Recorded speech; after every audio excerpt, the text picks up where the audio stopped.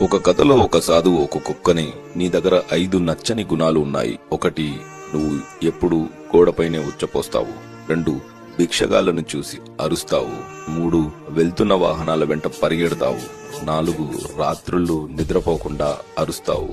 5, ఎవడు భోజనం పెట్టినా అది దొంగ వెదవైనా తోక ఊపుతావు. ఎందుకలాగా అని అడుగుతాడు. దానికి కుక్క, నేను గోడ మీద లేక ఎవరూ తిరగని చోటులో ఎందుకు ఉచ్చపోస్తాను అంటే, భోజనం భూమిపైన పెడతారు కాబట్టి ఆ ప్రదేశాన్ని శుభ్రంగా ఉంచాలని. భిక్షగాళ్లను చూసి ఎందుకు అరుస్తానంటే, కష్టపడి పని చేయకుండా ఎదటి వారిని ఎందుకు యాచిస్తున్నారని కోపంతో అరుస్తాను.